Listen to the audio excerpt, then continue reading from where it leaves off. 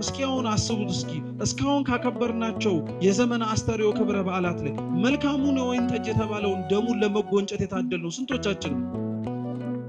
እናውቀዋለን እኮ ክርስቲያኖች።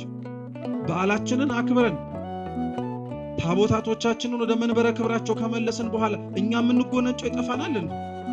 የምንገኝበት ቦታ እውነት መልካም የወይን ጠጅ አለበት ተብሎ የተጠራው የክርስቶስ ደም የክርስቶስ ሥጋ ያለበት ቤተ መቅደስ ውስጥ ነው እንዴ? እስካሁን መናኛው ላይ እኮ ነን እኛ ያለን። እስካሁን መናኛው ላይ ነው። ተቀድሰን እንደወጣን ረክሰን የምንመለስበት ማለት ነው። በንጽህና እንደተመላለስን አድፈን የምንወጣበት ከሆነ ነው። የመልካሙን የወይን ጠጅ እውነቴን ነው የምላችሁ ክርስቲያኑ ዘመነ መራዊ ሳይወጣ ነው መውሰድ። አንድ ሊቅ እንዲያውም ሲናገር እንዳለ መሰላችሁ የክርስቶስ የውሃውን ወይን ጠጅ አድርጎ መለወጡ እኮ በጣም ትልቅ ተአምር እንዳይመስላችሁ ለእርሱ ይላል። ክርስቶስ እኮ በተአምራት የተከበበ አምላክ እኮ ነው። እናቱ ተአምር ናት፣ ድንግል ሆናን የወለደችው እሱ ተአምር ነው። ፍጹም ሰው ሲሆን ፍጹም አምላክ ነው።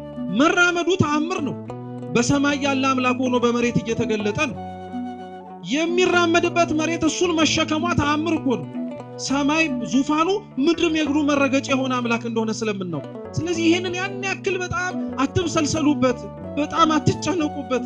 ከዚህ የበለጠ ተአምር ሊያደርግ ይችላል አለ። እውነትም አደረገው ክርስቶስ። ሰው የምናውቀው የሰከረው ጠጥቶም ጭምር የጠገበ ሰው ምንም ቢሰጡት ምንም ላያውቅ ይችላል። የሰከረ ሰው እንኳን አያችሁ ክርስቶስ የወይን ጠጅ ያደረገውን ያንን መጠጥ ሲቀምስ ግን ከስካሩ ራሱ ይነቃል። ከኃጢአት ስካራችን የሚያነጻን የሚያነቃን እንድንበረታና እንድንቆም የሚያደርገን ከሱ ደም ውጪ የማን ደም ነው? ጥምቀት እሱ ነው ልላችሁ ፈልጌ። እርሱም መገለጥ ነው፣ በአንጻሩ በእግዚአብሔር ፊት ለመታየት ነው። እግዚአብሔርን ልናየው በምንጓጓበት ልክ ለእርሱም ለመታየት መጓጓት አለብን።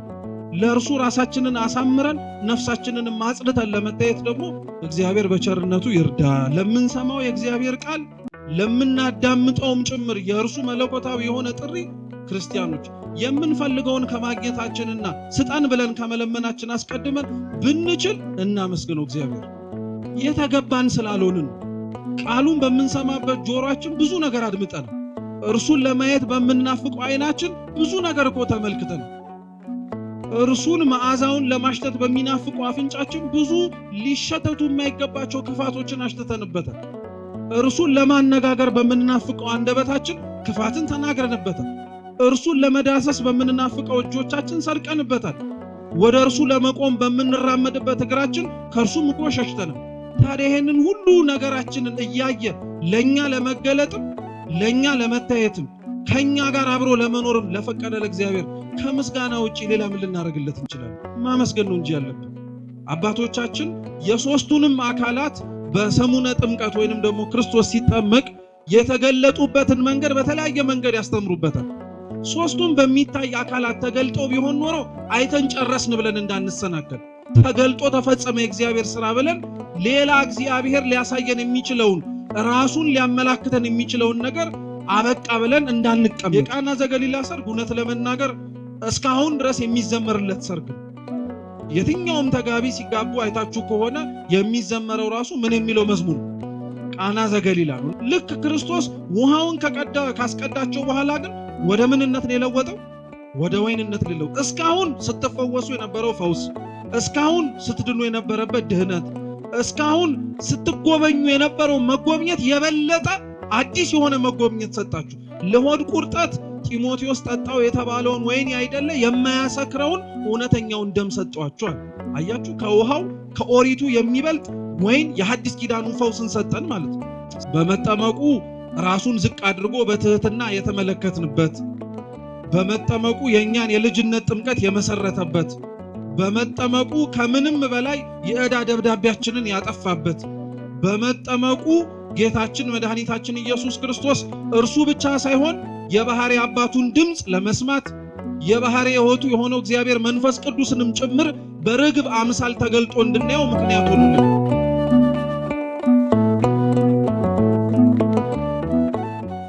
በስመ አብ ወወልድ ወመንፈስ ቅዱስ አሐዱ አምላክ አሜን። በስመ አብ ወወልድ ወመንፈስ ቅዱስ አሐዱ አምላክ አሜን። በስመ አብ ወወልድ ወመንፈስ ቅዱስ አሐዱ አምላክ አሜን። ክቡራን አባቶቻችን አበው ካህናት፣ ወንድሞች ዲያቆናት፣ ሊቃውንተ ቤተ ክርስቲያን፣ መምህራን እግዚአብሔር አምላክ ወዶ መርጦ ለዚህ ችለት እንድንሰበሰብ ምክንያት የሆነን ምእመናት በወደደን ባከበረን በአምላካችን ፍጹም ሰላም እንደምን ዋላችሁ? እንደምን አመሻችሁ? እንደምን እስከዚህ ሰዓት ቆያችሁ? አሜን። በቸርነቱ በምሕረቱ በእድሜያችን ላይ ይህችን ሰዓት ጨምሮ በፊቱ ያሳየነውን የእምነት ማነስ የምግባር ጉድለት አይቶ ይቅር እያለን ያቆየን የአባቶቻችን አምላክ ልዑል እግዚአብሔር ስሙ የተመሰገነ ይሁን። ስሙ የተመሰገነ ይሁን። ለክቡር አባታችን ለቀሲስ አሸናፊ ዝማሬ መላእክትን ያሰማልን። የዘመርነውን ያመሰገነውን አምላካችንን ደግሞ በምሕረቱ በቸርነቱ ቅዱስ ቃሉን መስማት እንድንችል የሁላችንንም አይነ ልቦናችንን እንዲያበራልን የልቦናችንን ደጅ እንዲከፍትልን የእርሱ የአምላካችን የልዑል እግዚአብሔር ቅዱስ ፈቃድ ይሁንልን። እንደ እግዚአብሔር ቅዱስ ፈቃድ ዛሬ በሚኖረን የትምህርት ቆይታ በዮሐንስ ወንጌል ምዕራፍ 2 ከቁጥር 1 ጀምሮ ተጽፎ በሚገኘው በቃና ዘገሊላ የሰርግ ቤት ታሪክ መነሻነት ነው የምንማረው። አስቀድሜ መጽሐፍ ቅዱሱን ቃል ሁላችሁ መስማት እንድትችሉ አነብላችሁና ወደ ትምህርታችን እንሄዳለን። በሶስተኛውም ቀን በገሊላ ቃና ሰርግ ነበረ። የኢየሱስም እናት በዚያ ነበረች። ኢየሱስም ደግሞ ደቀ መዛሙርቱም ወደ ሰርጉ ታደሙ። የወይን ጠጅም ባለቀ ጊዜ የኢየሱስ እናት የወይን ጠጅ እኮ የላቸውም አለችው። ኢየሱስም አንቺ ሴት ካንቺ ጋር ምን አለኝ? ጊዜ ገና አልደረሰም አላት። እናቱም ለአገልጋዮቹ የሚላችሁን ሁሉ አድርጉ አለቻቸው። አይሁድም እንደሚያደርጉት የማንጻት ልማድ 6 የድንጋይ ጋኖች በዚያ ተቀምጠው ነበር። እያንዳንዳቸውም 2 ወይም 3 እንስራ ይይዙ ነበር። ኢየሱስም ጋኖቹን ውሃ ሙሏቸው አላቸው። እስካፋቸውም ሞሏቸው። አሁን ቀድታችሁ ለአሳዳሪው ስጡት አላቸው። ሰጡትም። አሳዳሪውም የወይን ጠጅ የሆነውን ውሃ በቀመሰ ጊዜ ከወዴት እንደመጣ አላወቀም። ውሃውን የቀዱት አገልጋዮቹ ግን ያውቁ ነበረ። አሳዳሪው ሙሽራውን ጠርቶ ሰው ሁሉ አስቀድሞ መልካሙን የወይን ጠጅ ያቀርባል፣ ከሰከሩም በኋላ መናኛውን፣ አንተስ መልካሙን የወይን ጠጅ እስካሁን አቆይተሃል አለው። ኢየሱስ ይህን የምልክቶች መጀመሪያ በገሊላ ቃና አደረገ፣ ክብሩንም ገለጠ። ደቀ መዛሙርቱም በእርሱ አመኑ። ከዚህም በኋላ ከእናቱና ከወንድሞቹ ከደቀ መዛሙርቱም ጋር ወደ ቅፍርናሆም ወረደ። በዚያም ጥቂት ቀን ኖሩ ይላል። ስለ ቅዱስ ቃሉ የአምላካችን የልዑል እግዚአብሔር ስም የተመሰገነ ይሁን። አምላካችን ቅዱስ እግዚአብሔር ቢወድ ቢፈቅድ በዚህ ባነበብነው የመጽሐፍ ቅዱስ ክፍል መነሻ የምንማር ነው የሚሆነው። ለትምህርታችን ግን መነሻ ርዕስ እንዲሆነን መልካሙን የወይን ጠጅ በሚለው ኃይለ ቃል መነሻነት እንማራለን ማለት ነው። አምላካችን በጉባኤያችን መሃል ተገኝቶ እንዲያስተምረን የእርሱ ቅዱስ ፈቃድ ይሁንልን። እስኪ መልካሙ በሉ የወይን ጠጅ። እስኪ ድገሙት፣ መልካሙ የወይን ጠጅ። ሶስተኛ በሉት፣ መልካሙ የወይን ጠጅ። በቤተ ክርስቲያናችን አስተምህሮ መሰረት አሁን ያለንበት ዘመን እንደምታውቁት ዘመነ አስተርዮ ይባላል። ዘመነ አስተርዮ ከጥር 11 ጀምሮ እስከ ጥር 30 ለ20 ቀናት ቢያንስ፣ አለበለዚያ ደግሞ ሊቃውንተ ቤተ ክርስቲያን እንደሚያስተምሩት ከጥር 11 እስከ መጋቢት 3 ለ53 ቀናት ይውላል ወይንም ደግሞ ይከበራል። ብዙ ጊዜ ላይ ግን ዘመነ አስተርዮ ሲባል ለኛም ደግሞ ቅርብ በሆነ ነገር ሲነገረን የምናደምጠው ጌታችን መድኃኒታችን ኢየሱስ ክርስቶስ ከተጠመቀባት ከጥር 11 ቀን ጀምሮ ያለችው ቀን አንስተን ወይንም ደግሞ ዕለት ጀምረን እስከ ጥር 30 ያለውን ሰሞን ነው። የኛ ቤተክርስቲያናችን ሊቃውንት ግን እንዳልኳችሁ ይሄ አጭሩ የሆነው የሰሙነ ወይም የዘመነ አስተርዮ የመገለጥ ትምህርት የምናስተምርበት ነው እንጂ ብቸኛው አይደለም። ረጅሙ የሚባለው ከጥር 11 ጀምሮ እስከ መጋቢት 3 ያለው ወቅት ነው። ይሄ ደግሞ 53 ቀናት ናቸው። እነዚህን 53 ቀናት የቤተ ክርስቲያናችን ሊቃውንት በኋላ ላይ ከጌታችን ዕርገት ወይንም ደግሞ ከጌታችን ከኢየሱስ ክርስቶስ ከሙታን መካከል ከተነሳ በኋላ ያለውን ዘመን እስከ ዘመነ ጰራቅሊጦስ ያለውን ወቅት በዓለ 50 ብለን የምናከብረውም እንዲሁ ተመሳሳይ 53 ቀናት ናቸው ውስጡ ያሉት። ስለዚህ በዛ ወቅት ላይ ቤተ ክርስቲያን ስለ መንፈስ ቅዱስ መውረድ ብቻ ሳይሆን የምታስተምረው መንፈስ ቅዱስ እሱ ራሱን የሚገልጥባቸውን መንገዶች ትናገራለች። ማለትም መንፈስ ቅዱስ የሚገለጥባቸው መንገዶች በፍቅር፣ በቸርነት፣ በርህራሄ፣ በደግነት እግዚአብሔር ከእርሱ ጋር መኖሩን ሊያሳይ የሚችለው አንድ ሰው አብሮት እንዳለ በመናገር ብቻ ሳይሆን በስራው ጭምር በመመስከርም ነው። በዚሁ ተመሳሳይ በሆነ መንገድ በዘመነ አስተርእዮም ቤተክርስቲያን ተመሳሳይ ትምህርት ታስተምራለች። ማለትም ከጥር 11 ጀምሮ ባለው እግዚአብሔር ራሱን ለፍጥረታቱ በገለጠበት መንገድ ፍጥረታትስ ራሳቸውን ወደ እግዚአብሔር እንዴት ይገልጣሉ ብላ እንድንጠይቅ ነው። ወቅቱንም ራሱ ዘመነ አስተርእዮ ብላ ወደኛ የምታመጥ የመጀመሪያው መገለጥ በእነዚህ ወቅታት ውስጥ ባሉት ሰሞናት ላይ ቤተክርስቲያን በዋነኝነትም የምታስተምረው የአምላክን ሰው መሆን ነው። እስኪ አምላክ ሰው መሆን በሉ። የዘመነ አስተርእዮ የመጀመሪያው በዓላቶቻችን መንደርደሪያ ራሱ አድርገን የምናስተምርባቸው ትምህርቶቻችን በዋነኝነት የሚያጠነጥኑት የአምላክ ሰው መሆን ላይ ነው። ተስፋ ነቢያት እንደተፈጸመ የአባቶቻችን ሱባኤ ሲቆጥሩና እግዚአብሔር አምላክ ወርዶ ተወልዶ ያድነናል ያሉት ተስፋቸውን እግዚአብሔር እውን እንዳደረገላቸው ቤተክርስቲያን በዛ ሰሞን ታስተምራለች።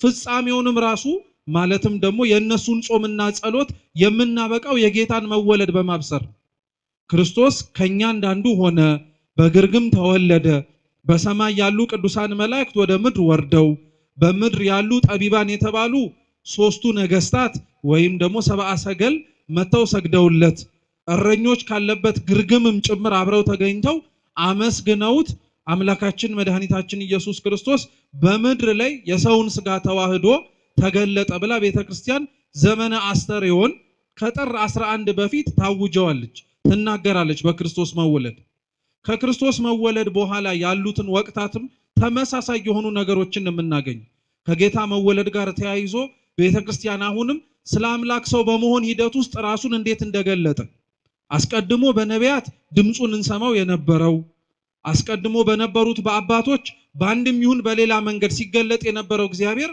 ዛሬ ግን ከኛ ጋር አብሮ ሊመላለስ፣ ከኛ ጋር አብሮ ሊጠጣ፣ ከኛ ጋር አብሮ ሊበላ ከኃጢአት በቀር ፍጹም ሰው ሆኖ ከኛ ጋር አምላካችን ሊመላለስ ታየ፣ ተገለጠ ብላ ቤተክርስቲያን ታስተምራለች። ይሄ ከትላንትናው መገለጥ አንጻር የተለየ መገለጥ ስለሆነ ቤተክርስቲያን በደንብ ከፍ አድርጋ ታስተምረዋለች። ምክንያቱም የክርስቶስ ልደት እንደማንኛውም ትላንትና ላይ ተወለዱ እንደምንላቸው አይነት ልደታት አይደለም። አባታችን አባ ጊዮርጊስ ዘጋስጫ የክርስቶስን ልደት ሁሉም ምእመናን ወይንም ደግሞ ክርስቲያኖች ራሱ ሊሰጡት የሚገባውን ክብር መረዳት እንዲኖራቸው 4 ልደታት አሉ ብሎ ያስተምራል። ስንት ልደት? 4 ልደታት አሉ። የመጀመሪያው ልደት ይላል አባ ጊዮርጊስ የአዳም ከምድር መገኘት ነው ይላል። የአዳም ከምድር መገኘት የመጀመሪያው የሰው ልጅ ፍጥረት ማለት ነው። ከምድር አፈር እግዚአብሔር አምላክ ሲያበጀው ሲያዘጋጀው በዛ አይነት መንገድ ለመፈጠር አዳም ብቸኛ ነው። ከሱ በኋላ ከምድር አፈር የተበጀ ሰው አናውቅ። ሰው ብዙ ተባዙ በሚለው የእግዚአብሔር ቃል ኪዳን መሰረትነት ወንድ ከሴት በሩካቤ ስጋ እየተገናኘ በእግዚአብሔር ፈቃድ ጸንሶ ይወልዳል እንጂ የአዳምን ልደት አባ ጊዮርጊስ የመጀመሪያው ልደት ነው ይላል። ከህቱም ከሆነ ከዛ በፊትም ጭምር ምንም አይነት ሰው አስገኝት አማታቀው መሬት አዳምን በማስገኘት የመጀመሪያ ልደት ናቸው ነው ይላል። ሁለተኛው ልደት ደግሞ የሚለው የሔዋንን ከአዳም ጎን መገኘት ነው። እስኪ ሔዋን በሉ ከአዳም ጎን መገኘት። ይሄም ልደት ያልተደገመ ልደት ነው። ከሔዋን ውጪ ሴት ልጅ ከአዳም ጎን ወይንም ደግሞ ከወንድ ልጅ ጎን ስትፈጠር ወይም ስትገኝ ከሔዋን በኋላ አላየንም። ልክ ወንድ እና ሴት ተገናኝቶ በሩካቤ ስጋ እንደሚወልዱት ሁሉ ሴት ልጅም የምትወለደው ከአዳም በኋላ ከጎኑ ከሚገኝ አጥንት ተወስዳ ሳይሆን በሩካቤ ስጋ ብዙ ተባዙ በሚለው የእግዚአብሔር ቃል ኪዳን መሰረትነት ነው።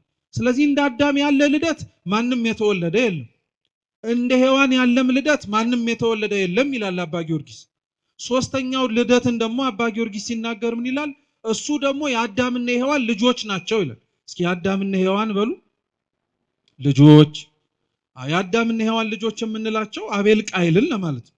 እነሱም በነገራችን ላይ እንደነዛ አይነት ልደት ለመወለድ የመጨረሻዎቹ አይሆኑ እንጂ የመጀመሪያዎቹ ናቸው። አዳም ሔዋን ልጆቻቸውን መውለድ የጀመሩትና የወለዱት እንደምታውቁት ከገነት ከወጡ በኋላ ነው። ከገነት ከወጡ በኋላ ለመውለድ አዳምና ሔዋን ስንተኛ ናቸው? መልሱ እንጂ አንደኛ ናቸው ወይስ መጨረሻ ናቸው? መጀመሪያ ናቸው። የተወለዱትስ ልጆች ለምድር ሰው እንደሚወልድ ማሳያ የመጀመሪያ ምስክሮች ናቸው አይደሉም? ናቸው። አሁንም በነገራችን ላይ ወንድ ከሴት ተገናኝቶ ሴትም ጭምር ደግሞ ስትወልድ ማየት ብዙ ሰው ስለሚወልድ ለምዶብን ነው እንጂ እኮ አዲስ ክስተት ነው። አዲስ ነገር እኮ ሁሌም አዲስ የሆነ ነገር ነው። ግን ለመድናቸው ብዙ ነገሮችን ብዙ ሊያስገርሙን ሊያስደንቁን የእግዚአብሔር እጆቹ ስራዎችና መኖሩን የምናውቅባቸው ነገሮች አይተናቸው ከምንደነቅባቸው ይልቅ ለምደናቸው ምን አዲስ ነገር ይገኝባቸዋል ብለን አጣጣልናቸው ወይንም ደግሞ አሳነስናቸው እንጂ እንደነዚህ አይነቱም ልደት ይላል አባ ጊዮርጊስ የተመጀመሪያ ልደት ነው፣ ልዩ የሆነ ልደት ነው ይላል።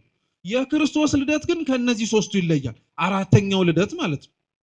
እንደ አዳም ከመሬት አልተገኘም፣ እንደ ሔዋን ከአጥንት አልተገኘም፣ እንደ አዳምና እንደ ሔዋን ልጆች በዘር በሩካቤ አልተገኘም።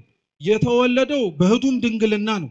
የወለደችው እናቱ በወለደችበት ቅጽበት እናቱ ተብላ እንደምትጠራ በመውለዷ ደግሞ ያልተፋቀና ሊጠፋ የማይችል ደግሞ ድንግልና አላት።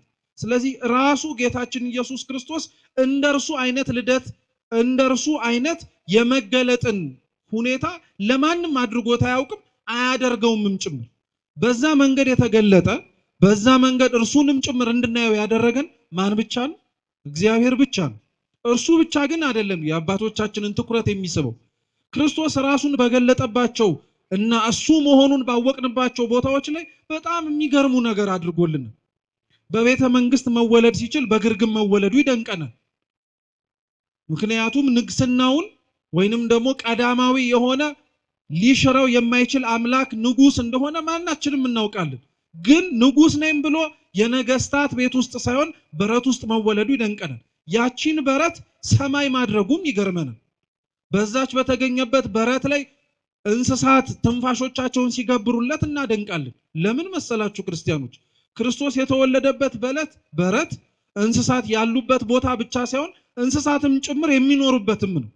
በረት እንደ በረትነቱ ደግሞ ምንም እንኳን ባንኖርበት ባንወለድበት አልፈን እንኳን ስናገድም ከብት በሚሸጥባቸው ቦታዎች ላይ ጠረኑ ለሰው ልጅ ለመቆም በጣም እንደሚከፋ እናውቃለን። የሚሸጠውም ሰው እንጀራው ስለሆነ የሚቆመው ከአቅሙ በላይ ቢሆንበትም የሚበላበት መንገድ ስለሆነ ነው። እግዚአብሔር እኛን ሊያገኝበት የወደደበትን ራሱን የገለጠበትን መንገድ አያችሁት? ለኛ ብሎ ራሱን የሚሸት ቦታ እንዲቀመጥ ምክንያቱ ነው። እና የኛ ሊቃውንተ ቤተክርስቲያን በተለይ ቅዱስ ሄሬኒዮስ የሚባል መምህራችን ምን ብሎ ይናገራል መሰላችሁ? ክርስቶስ የተወለደባት በረት ውስጥ የተገኙት እንስሳት ይላሉ ሽታቸውንና የመጸዳዳታቸውን ክርፋት ሳይጸየፈው በልጅነት አንደበቱ ቁጭ ብሎ የእናቱን ጡት እስኪያገኝ ሲያለቅስ ስታዩት አድንቁ ይላል። የእንስሳቱን ጠረን እንዳልተጸየፈው ሁሉ እግዚአብሔር የእናንተንም የኃጢአት ክርፋት ጠረናችሁን ሳይጸየፈው ነው መካከላችሁ የተገለጠው ይላል። እንዲህ አይነቱ መገለጥ ከሱ ውጪ ሌላ ያደረገልን ነገር የለም፣ ሌላም የፈጸመልን የለም። ስለዚህ የክርስቶስ መገለጥ እንዲሁ ሰው ሆነ ብለን በሰው መካከል ተመላለሰ ብለን ስንናገረው የአረፍተ ነገሩ ማነስ ክርስቲያኖች ጉዳዩን ትልቅ እንደሆነ ልንዘነጋው የሚያስችል ነገር መሆን የለበት። ከክርስቶስ ከሰውነቱ ወይንም ደግሞ ከውልደቱ በኋላ ያለው ትልቁ መገለጥ ደግሞ አሁን ያሳለፍነው ሰሙነ ጥምቀት ነው። በመጠመቁ ራሱን ዝቅ አድርጎ በትህትና የተመለከትንበት፣ በመጠመቁ የኛን የልጅነት ጥምቀት የመሰረተበት፣ በመጠመቁ ከምንም በላይ የዕዳ ደብዳቤያችንን ያጠፋበት፣ በመጠመቁ ጌታችን መድኃኒታችን ኢየሱስ ክርስቶስ እርሱ ብቻ ሳይሆን የባህሪ አባቱን ድምፅ ለመስማት የባህሪ ሕይወቱ የሆነው እግዚአብሔር መንፈስ ቅዱስንም ጭምር በርግብ አምሳል ተገልጦ እንድናየው ምክንያት ሆኖልናል። ይሄም ቀላል መገለጥ አይደለም። በነገራችን ላይ አባቶቻችን የሶስቱንም አካላት በሰሙነ ጥምቀት ወይንም ደግሞ ክርስቶስ ሲጠመቅ የተገለጡበትን መንገድ በተለያየ መንገድ ያስተምሩበታል። የክርስቶስን በአካለ ስጋ ቆሞ መጠመቁን ቅድም እንዳልኳችሁ ለአርአያነት፣ ለትህትና የልጅነት ጥምቀትን ለመመስረት የእርሱ ልጆች መሆን የምንችልበትን የጥምቀትን በር ለመክፈት ነው። ሌሎቹስ አካላት ማለትም እግዚአብሔር አብና እግዚአብሔር መንፈስ ቅዱስስ የተገለጡበት መንገድ መኖራቸውን ብቻ ለማወቅ የሚያስችል አይነት መገለጥ እንዳልሆነ ወቁ። የእግዚአብሔር አብ አካሉን ብቻ ሳይሆን ድምጹን ብቻ ነበር የሰማን የነበረው። በደመና ላይ ሆኖ ድምጹን ነው የሰማነው። የምወደው ልጄ ይህ ነው እርሱን ምን አድርጉት የሚል ስሙት የሚል ድምጹን ብቻ መስማታችንን ሊቃውንት ምን ይላሉ? እግዚአብሔር አምላክም ቢገለጥም እንኳን በባህሪው ግን ማንም ላለማየቱ ምስክር እንዲሆን እግዚአብሔር አብ አካሉን ሳይሆን ድምጹን ብቻ እንድንሰማ አረገናል። ሶስቱም በሚታይ አካላት ተገልጦ ቢሆን ኖሮ አይተን ጨረስን ብለን እንዳንሰናከል ተገልጦ ተፈጸመ የእግዚአብሔር ሥራ ብለን ሌላ እግዚአብሔር ሊያሳየን የሚችለውን ራሱን ሊያመላክተን የሚችለውን ነገር አበቃ ብለን እንዳንቀመጥ እየሰማችሁ ነው። እግዚአብሔር መንፈስ ቅዱስ በአንጻሩ ደግሞ በርግብ አምሳል ነው የተገለጠው። የርግቡን መገለጥ ከብዙ ሊቃውንተ ቤተክርስቲያን አንዱ ብቻ ያለውን ልንገራችሁ። ርግብ እንደምታውቁት ጌታችን መድኃኒታችን እግዚአብሔር መንፈስ ቅዱስ የተገለጠበት መንገድ ነው። እነኛ ቤተክርስቲያን ሊቃውንት እግዚአብሔር መንፈስ ቅዱስ በርግብ የመገለጡን ምክንያት አንደኛ ለንጽህናው ምስክር ስለሆነ እግዚአብሔር ንጹህ ባህሪ ለመሆኑ ማጠየቂያ ነው ይላሉ። የኛ ቤተክርስቲያናችን ሊቃውንት ግን እንደዛ ብለው አያቆሙም፣ ይራቀቁበታል። ምን ይላሉ መሰላችሁ? ርግብ ይላሉ ጥሬ ብትቆረጥም ወይንም ደግሞ ጥሬ ብትበላ ውሃ ብትጠጣ በማንቁርቷ ወይንም ደግሞ በምትጠቀምበት በአፏ ነው። ርግብ ጥርስ እንደሌላት ታውቃላችኋል? እየሰማችሁ ነው? ቀላል ጥያቄ ነው ጠይቋችሁ። ርግብ ጥርስ እንደሌላት ታውቃላችኋል? ስለዚህ ጥሬ ልብላ ብትል ምንድን የምታረገው? አታኝከውም። ቀጥታ ምን ታረገዋለች?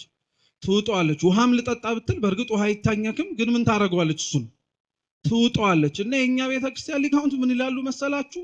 እግዚአብሔር መንፈስ ቅዱስ በርግብ አምሳል መገለጡ ራሱ ለሰው ክርስቲያናዊ የሆነ እግዚአብሔር ፊት ሊኖረው የሚገባውን መገለጥ ማስተማሪያ ነው ይላሉ። ርግብን ተመልከቷት። ጥርስ ሳይኖራት መብላት የምትፈልገውን ነገር በአፏ ወደ ውስጥ ወደ ሰውነቷ ታስገባዋለች። ክርስቲያኖችም ይላል የተሰጣቸውን ጥርስ እህል ለማኘክ ነው እንጂ የሰውን ስጋ በሐሜት እንዲያላምጡበት አይደለም ይላል። አይገርማችሁ? በርግብ አምሳል እግዚአብሔር መንፈስ ቅዱስ መገለጡ አንደኛው ማስተማር እርሱ ነው። የማይታኘኩ ነገሮች አሉ። ምግብ ሊታኘክ ይችላል። ሌላ ለመብላት ሊያስፈልገን የሚችለውን ነገር በሙሉ አኝከን ልናስገባ እንችላለን። እግዚአብሔር መንፈስ ቅዱስ ግን በርግቡ አምሳል አንዱ የመገለጡ ምክንያት ክርስቲያኖች በእግዚአብሔር ፊት ሊኖራቸው የሚገባው መገለጥ እንዴት አይነት እንደሆነ እንዲታወቅ፣ ማለትም ላይላመጡ የሚችሉ ነገሮችን አብዛኞቻችን በሰውነታው በስጋዊ ጥርሳችን ሳይሆን በውስጣችን ግን እናኝከዋለን። ሐሜቱንም፣ ክፋቱንም፣ ነውሩንም ሌላዎችም ለእግዚአብሔር ሊስማሙ የማይችሉትን ነገሮች በሙሉ እናላምጣቸዋለን። እና እግዚአብሔር መንፈስ ቅዱስ እንዳልኳችሁ በርግቡ አምሳል የተገለጠበት መንገድ እናንተም ውስጣችሁ ሊገባ የሚገባውን ውስጣችሁ ሊያድር የሚገባውን ፍሬያማ የሆነውን ነገር በሙሉ በእምነት ዋጡት። ልክ ርግቢቱ እንዳልኳችሁ ጥርስ እንደሌላት ሁሉ። ነገር ግን ለሰውነታችሁ የማይስማማውን ከኃጢአት ጋር ሊያገናኛችሁ የሚችለውን ክፋትን እንድትለምዱ ሊያደርጋችሁ የሚችለውን ግን በፍጹም አይሆንም። ምክንያቱም እግዚአብሔር መንፈስ ቅዱስ ራሱ ጥርስ በሌላት በምን አምሳል ስለተገለጠ? በርግብ አምሳል ስለተገለጠ። እንዲህ አይነቱን መገለጥ እግዚአብሔር ለሁላችን ይስጠን። በእግዚአብሔር ፊት ክርስቲያኖች እሱ እኛ ፊት እንዴት እንደሚገለጥልን ብቻ ሳይሆን መጨነቅ ያለብን እኛ እግዚአብሔር ፊት እንዴት ብለን መገለጥ እንዳለብንም ቁጭ ብለን መነጋገር፣ ማሰብ፣ መጸለይም ጭምር አለብን። ብዙዎች እግዚአብሔር እንዲታያቸው ይፈልጋሉ። እውነት ነው። ማን እርሱን አለማየት የሚፈልጋል? እውነት ነው። ብዙዎች እግዚአብሔርን ለማየት ሱባኤ ይገባሉ፣ ጸሎት ይጸልያሉ።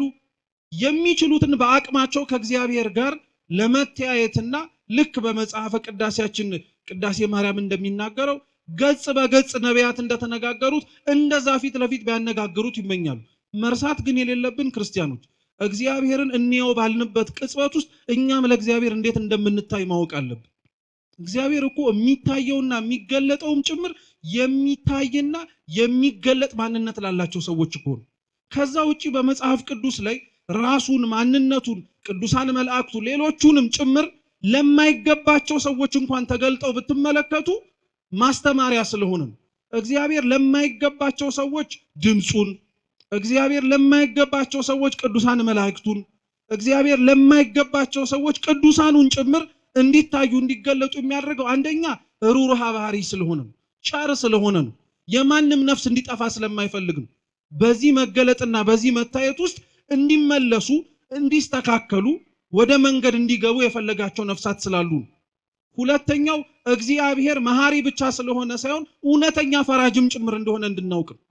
ለሚያምኑት ሰዎች አድልቶ እየታየ ድምጹን እያሰማ ከዛም በላይ ያደረገ ለማያምኑት ሰዎች ግን ለመኖሩ እንኳን ጥርጣሬ እስኪሰማቸው ድረስ ቻል ቢላቸውና ዝም ቢላቸው እውነትም እግዚአብሔር የታይቶንና የትስተመልክተ ነው በምን መልኩ መኖሩንስ አውቀነው ነው እንናምነው የምንገደደው ብለው መንገድ እንዳይሳሳቱ ብሎ እግዚአብሔር በአንድም ይሁን በሌላ ምክንያት ጽድቅ ባይኖራቸው እንኳን ስለነፍሳቸው ስለሚራራ እውነተኛ ፈራጅ ስለሆነ ሊገለጥ ይችላል። እየሰማችሁ ነው? ለኛ እግዚአብሔር ግን እንዴት እንደሚገለጥልን ግን ጠንቅቀን ማወቅ አለብን። አምነን በቤተ መቅደሱ ለተሰበሰብን ሕጉንም ሰምተን እናደርገዋለን ብለን አብረን ለመኖር ለፈለግን ሰዎች እውነቴን ነው የምላችሁ፣ ጸሎታችን በሙሉ እግዚአብሔርን ታየን ብቻ መሆን የለበትም። እግዚአብሔር ፊት እንድንታይም መጸለይ አለብን። እግዚአብሔር ያያቸው ሰዎች የተመለከታቸው ሰዎች ቅዱሳት መጻሕፍት ላይ እኮ በበረከት የተጎበኙ ናቸው፣ በበረከት የታደሉ ናቸው። ከምንም በላይ ከእግዚአብሔር ከምትቀበሉት በረከት በላይ እርሱን ራሱ ድምጹንና ቃሉን መስማት ከእርሱ ጋር ፊት ለፊት ቆሞ ራሱ መታየት የሚበልጥ በረከት አለ እንዴ ክርስቲያኖች? የለም እኮ። እውነት ለመናገር ከእግዚአብሔር ጸልየን ስለምንቀበለው በረከት በጣም ብዙ አትጨነቁ። ከእግዚአብሔር ፊት ቆማችሁ ለመናገር መብቃት ራሱ እሱ ራሱ በረከት ስለሆነ፣ እሱ ራሱ መታደል ስለሆነ፣ እሱ ራሱ እኛ አላወቅንበትም እንጂ የተሸፈነ ከእግዚአብሔር ጋር የምናገኘው ትልቅ በረከት ነው። ብዙዎች በጸሎቶቻቸውም ራሱ በነገራችን ላይ የእግዚአብሔርን ድምጽ መስማት በሚፈልጉበት፣ ብዙዎች በጸሎታቸው ላይ ከእግዚአብሔር ጋር መነጋገር በሚናፍቁበት ልክ በጸሎታቸው ሰዓት ከእግዚአብሔር ፊት መቆማቸው ራሱ እኮ በረከት መሆኑን ይረሳሉ።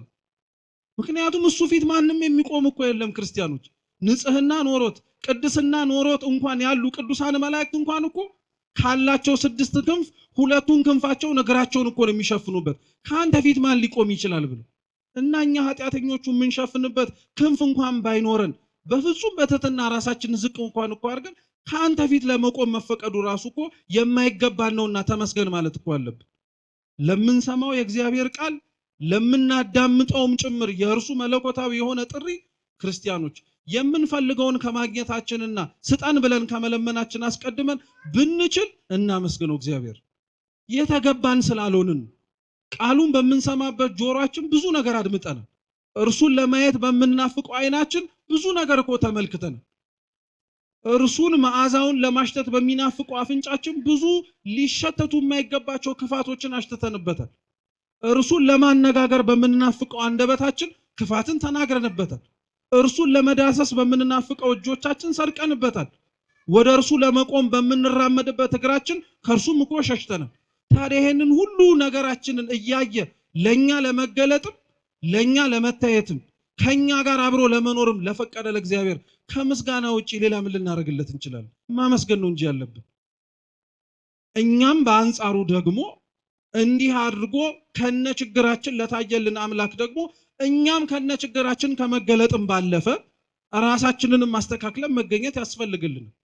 ምክንያቱም እግዚአብሔርን ማየቱ ትልቅ የሆነ የሰው ልጆች ተስፋ፣ ትልቅ የሆነ የሰው ልጆችም የመጨረሻችን ምኞት ነው።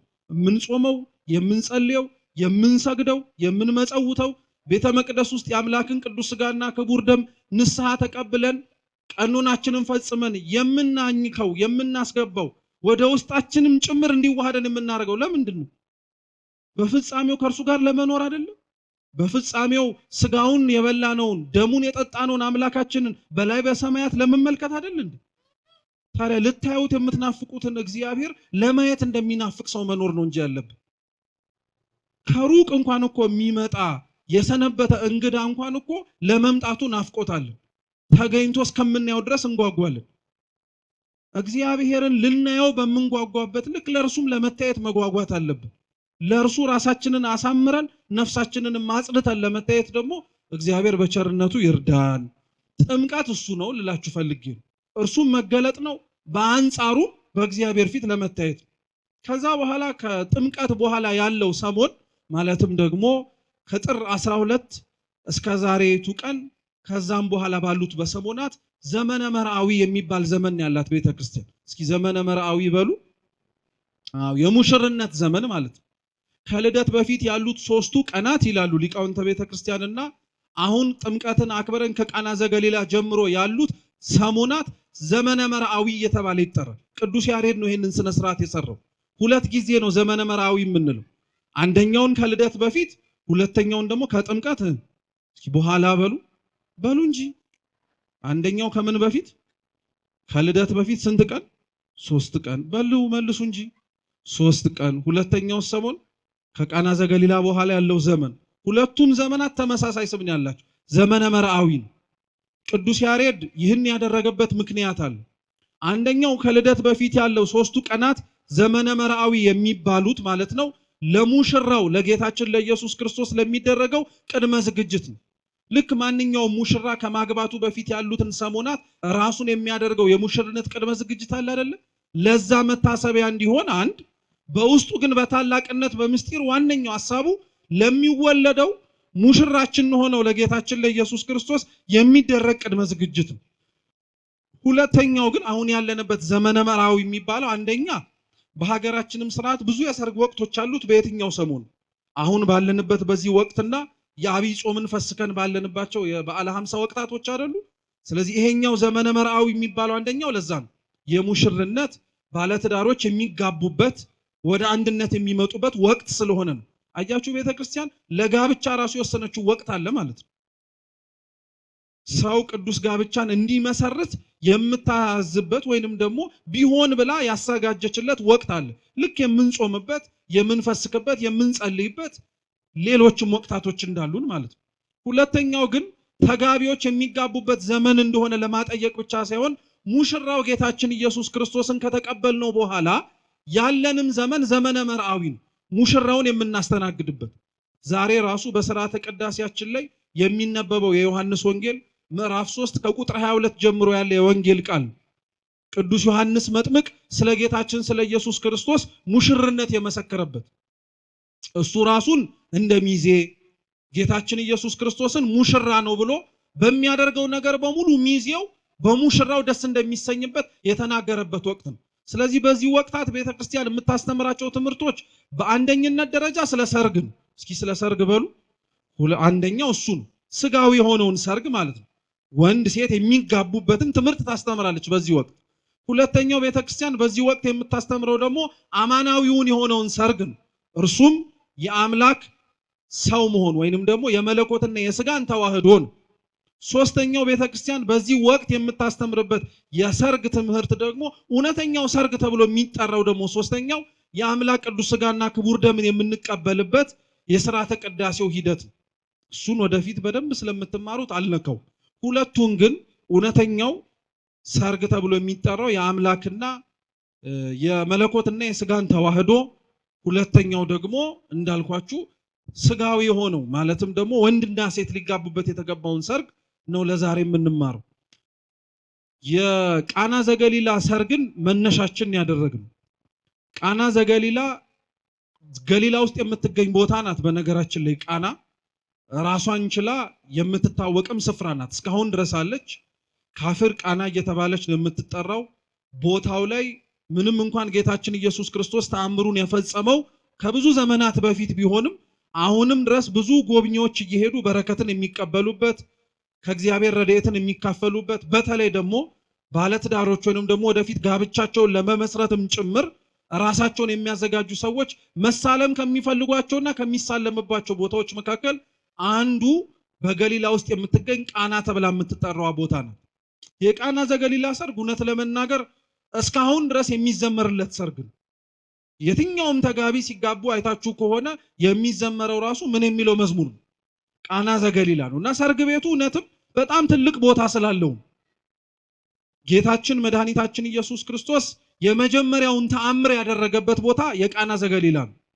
ክርስቶስ ከዛ በፊት ባሉት ወቅታት ማለትም ደግሞ ከመጽሐፍ ቅዱሳችን ከወንጌል ውጪ ያሉ ከጌታችን ከኢየሱስ ክርስቶስ ልደትና መሰደድ ጀምሮ የሚያወሩ ቅዱሳት መጽሐፍቶቻችን ክርስቶስ ተአምርን ለመስራት የቃና ዘገሊላው ወቅት ወይንም ደግሞ የሰርግ ቤት የመጀመሪያው እንዳልሆነ ምስክሮች ናቸው። እየሰማችሁ ነው? ምስክሮች ናቸው። ምክንያቱም እንደ ቤተክርስቲያናችን መጽሐፍት እንደ ተአምረ ኢየሱስ፣ ተአምረ ማርያም ያሉት መጽሐፍትን ስናነብ ክርስቶስ ከልጅነቱ ጀምሮ ምን ሲያደርግ ነበር? ተአምር ሲሰራ ነበር። ብዙ ድንቃ ድንቅ ነገሮችን ሲያደርግ ነበር። የቃና ዘገሊላን ተአምር ግን ቅዱሳት መጽሐፍታችን ሲገልጡት የመጀመሪያው ተአምር ብለው ነው የሚናገሩት። አንደኛው የመጀመሪያው ተአምር የተባለው ክርስቶስ አገልግሎቱን የጀመረው በቃና ዘገሊላ ተአምር ስለሆነ ነው። ልክ ከተጠመቀ በኋላ እንደምታውቁት 40 ቀን 40 ሌሊት ሳይውል ሳያድር ከተጠመቀበት ዕለት አንስቶ ወደ ጾም ነው ሄደው ወደ ገዳመ ቆሮንቶስ። ከወረደ በኋላ ደቀ መዛሙርቱን የመረጠው ደቀ መዛሙርቱን መርጦ ነው ክርስቶስ አምላካችን ወደ ቃና ዘገሊላ ሄደው። አብረውት የተከተሉትም ደቀ መዛሙርት መጀመሪያ ላይ የጠራቸው አብረውትም ጭምር የነበሩት ናቸው። 12ቱ ደቀ መዛሙርት ማለት ነው። አንዳንድ መምህራነ ቤተክርስቲያን 5 ናቸው ይላሉ፣ ከታሪኩ አንጻር ሲነበብ ማለት ነው። መጀመሪያ ክርስቶስ አብረውት እንዲከተሉት ምክንያት የሆኑት ደቀ መዛሙርት የዮሐንስ መጥምቅ ደቀ መዛሙርት ናቸው። ዮሐንስ መጥምቅ ክርስቶስን ካጠመቀው በኋላ የተጠመቀው ጌታችን ኢየሱስ ክርስቶስ ሲያልፍ ተመለከተና ምን አለ? እነሆ የእግዚአብሔር በግ አለ። እስኪ እነሆ በሉ፣ የእግዚአብሔር በግ። እንዲህ ሲል የሰሙት የሱ ተማሪ የሆኑ ደቀ መዛሙርት በተለይ ደግሞ ቅዱስ ዮሐንስ ወልደ ነጎድጓድ ሲያደምጡትና ሲሰሙት ጌታችን ኢየሱስ ክርስቶስን ተከተሉት፣ አብረውት ሄዱ። መምህር ሆይ ወዴት ነው ማደሪያ? ወዴት ነው የምትሄደው? የትስ ነው የምታድረው? ብለው ጠየቁት። ኑናዮ አላቸው። እስከ ምሽት ድረስ አብረውት ቆዩ ነው የሚለው፣ እስከ ምሽት ድረስ። ከዛ በኋላ ተመልሰው ሄዱ። ከተመለሱ በኋላ ራሱን ደቀ መዛሙርቶቹን ደግሞ ክርስቶስ መጥቶ ድጋሚ እነ ዮሐንስን ወንድሙ ያዕቆብንም ጭምር ከአሳ ማጥመድነታቸው አንስቶ ተከተሉኝ ብሎ ጠራቸው። ተከተሉት። ከነሱ በኋላ እንደተከተሉት የሚነገረው ጴጥሮስና አንድሪያስ ናቸው፣ ወንድማማቾች። ከነሱ በኋላ ደግሞ ወዲያውኑ የክርስቶስን ድምጽ ሰምተው የተጠራሩት ደግሞ ፊልጶስና ናትናኤል ናቸው። ስለዚህ አንዳንዶች ለዛ ነው የተወሰኑት ነው እንጂ ብዙሃኑ በቃና ዘገሊላ ሰርግ ቤት አልተገኙም ይላሉ። ነገር ግን መጽሐፍ ቅዱሳችን ሲናገር በሶስተኛው ቀን በገሊላ ቃና ሰርግ ቤት ሆነ ሲል የተጠሩትን ሲጠራ የኢየሱስም እናት በዚያ ነበረች ይላል። ጌታም ከደቀ መዛሙርቱ ጋር በሰርጉ ታደመን የሚል ጌታ ከምኑ ጋር? ከደቀ መዛሙርቱ ጋር። ስለዚህ ነበሩ ደቀ መዛሙርቱ ለማለት ነው። የመጀመሪያው ተአምር ግን የሚያሰኘው እንዳልኳችሁ ለምንድን ነው? የኛ መተርጉማን የዮሐንስ ወንጌል ምዕራፍ 2ን ሲተረጉሙ የመጀመሪያ ተአምር የሚለውን ታላቅ ተአምር ብለው ነው የተረጉሙ። ምን ተአምር? ታላቅ ተአምር። እውነት ለመናገር ክርስቶስ የውሃውን ወደ ወይን ጠጅ ከመለወጡ ባሻገር በምድር ላይ የሰራቸው ታላላቅ ተአምራት አሉ ይሉ አሉ እኮ መጽሐፍ ቅዱስ ላይ ብታዩ ይሄ ምንድነው የሚያስብሉ ማለት ነው። ሽባ የሆኑ ሰዎች ሲተረትር እኮ አይተናል። ሽባ የሆኑ ሰዎች ሲተረትር አይተናል። ጎባጣ ሲያቀና ተመልክተናል። ርኩሳት መናፍስት የያዛቸውንም ሰዎችም ጭምር ሲያላቅቃቸው ተመልክተናል። ነፃ ሲያወጣቸው፣ የሚጥል በሽታ ይዟቸው ሲንገላቱ የነበሩ ብዙ ሰዎችን ከልጅነታቸው ጀምሮ ደንቆሮ ዲዳ የነበሩ ሰዎችን ሲፈውስ አይተናል። ይሄ እንኳን አይግረማችሁሽ። ምንም አይነት የአይን ምልክት የሌለበትን ሰው እኮ ዓለም ከመፈጠሩ ጀምሮ እንዲህ ያደረገ አልሰማንም እስኪባል ድረስ ክርስቶስ እኮ በምራቁ ትፍ ብሎ ጭቃ አብኩቶ በሰሊሆም መጠመቂያ ሂድና ታጠብሎት አይኑን አብሮቶለት። እነዚህን ሁሉ ስትመለከቱ እና ምኑ ነው ውሃውን ወደ ወይን ጠጅ መለወጡ በጣም ትልቅ ተአምር የሚያስብለው ብለን እንጠይቅ ያደርገን።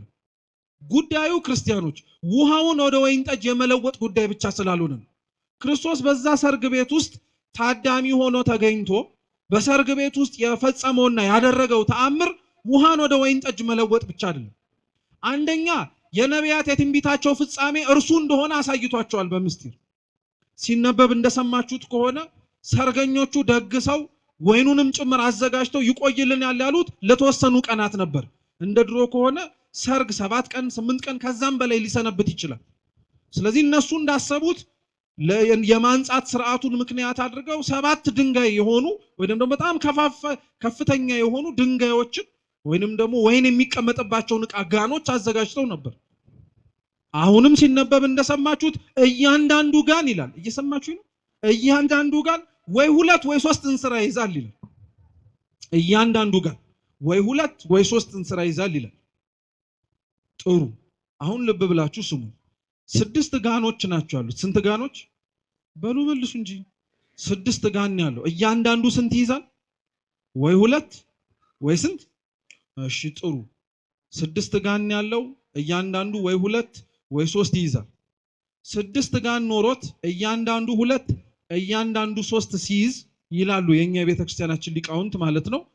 በእያንዳንዱ በጋኑ ውስጥ የሚማሩት ትምህርት አለ ይላል። አንደኛው 6 ጋኖች መኖራቸው፣ ከዛ እያንዳንዱ ጋን ውስጥ ደግሞ የሚጨመሩት ራሳቸውን የቻሉ ወይንም ደግሞ ይችላቸዋል ተብሎ የተነገሩት ደግሞ ማሰሮዎች አሉ። እና ቤተክርስቲያናችን ሊቃውንት ቁጥሮቹን እየደመሩ አንዱን ለ12ቱ ነቢያት ምሳሌ ነው ይሉበታል። ለስንቱ ነቢያት? ለ12ቱ ነቢያት። ክርስቶስ የዛ የወይን ጠጅ እስኪያልቅ ድረስ ተአምሩን እንዳልፈጸመ ሁሉ የነቢያት የስብከታቸው ዘመን እስኪያበቃ ነቢያትም ጭምር ክርስቶስ ሰው ይሆናል ብለው ተናግረው የሚተነብዩበት ዘመን እስኪያልቅ ድረስ ሰው አልሆነምና ወይኑም ከማድጋው እስኪንጠፈጠፍ ድረስ ጌታችን ኢየሱስ ክርስቶስ ውሃ ሙሉበት ብሎ አላዘዘም። ጋኖቹ የነቢያት የትንቢት ምሳሌ ናቸው። ጋኖቹ የነቢያት የትንቢት ምሳሌ ናቸው። ጌታችን ኢየሱስ ክርስቶስ ይህንን ተአምር ሲያደርግ ታዲያ ጉዳዩን በጣም ትልቅ እንዲሆን ያደረገው በሰርግ ቤቱ ተገኝቼ ውሃውን ወይን ሳደርገው ተአምር የመፈጸም ጉዳይ ብቻ ሳይሆን የማንም የነቢያት ተስፋ ማብቃቱን ለማጠየቅ ነው። የነቢያት የተስፋ ትንቢታቸው ማብቃቱን እርሱ የሚጠብቁት አምላካቸውም ጭምር ለመገለጡ ማሳያ ነው። አንደኛው እርሱ። ሁለተኛው የውሃውን ወደ ወይን መለወጥ ደግሞ ቤተክርስቲያናችን በሁለቱም ታስተምረዋለች። አንደኛ በውሃ ሁለተኛ በወይን። እስኪ ውሃ በሉ እንጂ ወይን በሉ። ጥሩ። ከውሃና ከወይን መድኃኒት የትኛው ነው? አይዟችሁ አትፍሩ። አይዟችሁ አትፍሩ ያልኳችሁ ያው ወይን ለማለት ይሉኝ አይዟችሁ ከሆነ ብዬ ወይን አሉ። እሺ መድኃኒቱ የትኛው ነው? ውሃ መድኃኒት ነው አይደለም? ሲጀመር ቆይ ነው ውሃ መድኃኒት ነው። እንደውም የምታውቁ ከሆነ ራሱ በጣም ጽኑ ራስ ምታት እንኳን ለሚይዘው ሰው መድኃኒት ከመውሰዱ በፊት መጀመሪያ ምን ጠጣን የሚባል ውሃ በደንብ ጠጣን የሚባል ሰውነት ድርቀት ሲሰማው ሊመጣ የሚችል በሽታ ሊሆን ስለሚችል ማለት ነው። በአንጻሩ ደግሞ ቅዱሳት መጽሐፍት ላይ ቅዱስ ጳውሎስ ለመንፈስ ቅዱስ ልጁ ለቅዱስ ጢሞቴዎስ ለሆዱ ቁርጠት ጥቂት የወይን ጠጅ ደግሞ እንዲጠጣበትን ጭምር ነግሮታል። የወይን ጠጅ ራሱ በጥቂቱ እንዲጠጣ የነገረው ለሆድ ቁርጠት ወይም ለባክቴሪያ መድኃኒት እንደሆነ ስለሚታወቅ ልብ ብላችሁ ስሙ። ክርስቶስ ውሃውን ወደ ምንድን የለወጠው? ወደ ወይን። ውሃ መድኃኒት ነው እናውቃለን፣ ወይንም መድኃኒት ነው እናውቃለን። የወይኑ መድኃኒትነት ግን ለሆድ ቁርጠት ነው፣ ወደ ሆዳችሁ ለሚገባው ለሚያጠፋው ነገር በሙሉ ማለት ነው። እና የኛ ቤተክርስቲያን ሊቃውንት ምን ብለው ያስተምራሉ መሰላችሁ? ክርስቶስ ውሃውን ወደ ወይን ሲለውጠው በቀደመው ጊዜ ላይ ሊፈውስ የሚችሉ ብዙ መንገዶችን በነቢያቱ ሲያደርግ ነበር። ማለትም ደግሞ ከእውነተኛው አምላክ ሰው ሆኖ ከሰጠን ከስጋውና ከደሙ በፊት የሚደረጉ ሰው ተስፋ እንዳይቆርጥ የሚደረጉ ፈውሶች ነበሩ። የታመሙት ሊድኑ ይችላሉ፣ የቆሰሉት ሊፈወሱ ይችላሉ፣ ጠላቶቻቸውን ሊያሸንፉ ይችላሉ። ነገር ግን ያ ሁሉ ተስፋ ነበር። እውነተኛው ክርስቶስ ሰው ሆኖ ከመጣ በኋላ ለሚያደርግላቸው ነገር በሙሉ ማመላከቻ እንዲሆን ነበር። ውሃው እሱ ነው ይላሉ። ልክ ክርስቶስ ውሃውን ካስቀዳቸው በኋላ ግን ወደ ምንነት ነው የለወጠው? ወደ ወይንነት ሊለው። እስካሁን ስትፈወሱ የነበረው ፈውስ፣ እስካሁን ስትድኑ የነበረበት ድህነት፣ እስካሁን ስትጎበኙ የነበረው መጎብኘት የበለጠ አዲስ የሆነ መጎብኘት ሰጣችሁ። ለሆድ ቁርጠት ጢሞቴዎስ ጠጣው የተባለውን ወይን አይደለ የማያሰክረውን እውነተኛውን ደም ሰጧቸዋል። አያችሁ፣ ከውሃው ከኦሪቱ የሚበልጥ ወይን የሐዲስ ኪዳኑ ፈውስን ሰጠን ማለት ነው። ሰርግ ቤት ውስጥ ያለውን የመጀመሪያውን ተአምር አባቶቻችን ታላቅ ተአምር ነው የሚሉት ለዚህ ነው። ይሄንንም ነው ቤተክርስቲያን በቃና ዘገሊላ ሰርግ ላይ ብዙ ሰዎችም ጭምር ትኩረት የሚሰጡት ሰርግ ቤቱን ነው። እውነት ነው፣ ሰርግ ቤቱ በጣም ትኩረት ይሰጠዋል። በሰርግ ቤቱ ውስጥ የተፈጸመው ተአምር ግን እስካሁን ድረስ የሚዘመርለት፣ እስካሁን ድረስ ከፍ ያለ ቦታ ቤተክርስቲያን ውስጥ ተሰጥቶ ከክርስቶስ በዓላት ውስጥ ከንዑሳን ውስጥ እንኳን ተጨምሮ የሚከበርበት ዋነኛው ምክንያት እዛ ውስጥ የተደረገችው ድርጊት ያለቀ የወይን ጠጅን የመቀየር ጉዳይ ብቻ ወይም የመሙላት ጉዳይ ብቻ አይደለም። ጌታችን መድኃኒታችን ኢየሱስ ክርስቶስ በኋላ ላይ ለሚሰጠን ለደሙ ምሳሌ እንዲሆን አድርጎ ነው ሰርግ ቤቱን ያዘጋጀው። ለዛ ነው በነገራችን ላይ አስተውላችሁ ሰምታችሁ ከሆነ ስርዓተ ቅዳሴ ከመግባታችን በፊት ካህናተ ቤተክርስቲያን በስርዓተ ቅዳሴው ቀኖና መሰረት እንዲያነቧቸው ከታዘዙ ምንባባቶች መካከል ገጽ 6 ላይ የሚነበብ ምንባብ አለ። በሰርግ ቤት ተገኝቶ የራሱን ስጋና ደም ሰጥቶ ቡልሉኝ ጠጡልኝ ያለ ሙሽራ ከእርሱ ከክርስቶስ ውጭ የታውቃላችሁ ያለ ይነገር። እውነት ነው። ሰርግ ቤት ገብተን ሙሽራው ሜንጦ ላይ ተንጠልጥሎ አይተነው አናውቅም። ብሉኝ ብሎ ደሙንም ቀርቶ ጠጡት ብሎ አናውቅም በፍጹም። ሰርግ ቤት በተባለች በቤተ ክርስቲያን ውስጥ ግን ሙሽራ የተባለው ክርስቶስ ግን ያን ያደረገው። ያቺ ሰርግ ቤትም ዋጋ የምንሰጣት ለዛ ነው። ዘመነ መርዓዊም የምንለው ለዛ ነው። እውነተኛ ሙሽርነት በነገራችን ላይ ክርስቲያኖች፣ እውነተኛ በእግዚአብሔር ፊት የተመሰገነ ሙሽርነት እንዲሁ ከምናደርገው ወይንም ደግሞ ወንዶችና ሴቶች የሚያደርጉትን ጋብቻ ብቻ ሳይሆን ለነፍስ የሚደረግ መታጨት ወይንም ደግሞ ለክርስቶስ የሚደረግ ተገዥነትም ጭምር ነው። ሙሽራ የሚለውንም ቃል ለዛ ነው ቤተክርስቲያናችን ስተረጉመው አንደኛ ሙሽራ ብላ የምትጠራው ክርስቶስን፣ ሁለተኛ ሙሽራ ብላ የምትጠራው ተጋቢዎችን፣ ሶስተኛ ሙሽራ ብላ የምትጠራው ደናግላንን። እስኪ ደናግላንን በሉ። ደናግላን ሙሽሮች ይባላሉ። ሙሽርነታቸው የራሳቸውን ነፍስ አጭተው ለክርስቶስ ስለሰጡ ነው። ሙሽራቸው እርሱ ነው፣ የሚያዛቸው እርሱ ነው፣ ሁሉንም ሁኑ የሚላቸው እርሱ ነው። ልክ ቅዱስ ጳውሎስ የኤፌሶን መልእክቱ ምዕራፍ 5 ላይ ሚስቶች ሆይ ለባሎቻችሁ ምን አድርጉ ብሎ ተናግሮ ታዘዙ ብሎ ተናግሮ፣ እንደዚህ ሁሉ ያላገቡ ደናግላን ራሳቸውን በድንግልና አስገዝተው በምንኩስና በንጽህና በቅድስና ንጽ ጠብቄ እኖራለሁ ካሉ የታጩት ለእግዚአብሔር ነው። እርሱ እንዳዛዣቸው የሚያዛቸውን ነገር በሙሉ ይታዘዙለታል። ለእርሱ ሙሽራ ናቸውና ማለት ነው። ለዛ ነው እውነተኛው ሙሽርነት የነፍስ ለእግዚአብሔር መታጨት ነው የምንለው። ለዛ ነው ተጋቢዎችም በነገራችን ላይ ሊጋቡ ሲመጡ ቤተ መቅደስ ውስጥ ቆመው ቃል ሲገቡ ከእግዚአብሔር ፊት ቆመው አልከዳትም አልከዳሽም ተባብለው ቃለ መሐላ ሲፈጽሙ እውነተኛውን ሰርጋቸውን ሰርግ የሚያደርገው የማን ስጋና ደም ሲቀበሉ? የክርስቶስን ስጋና ደም እኮ ሲቀበሉ ነፍሳቸውን ለእግዚአብሔር አጭተው ሲሰጡ ማለት ነው። ነፍሴ አንተ ናት ከዚህ በኋላ ብለው አጭተው የሰጡት እግዚአብሔር ሁለቱን ከሁለትነት ወደ አንድነት ያመጣቸው። ይሄንን ሙሽርነት እንድናስታውሰው ነው ወቅቱ ራሱ ዘመነ መርዓዊ የተባለው። የሚጋባበት ይጋባበታል፣ ደስታ ያደርግበታል።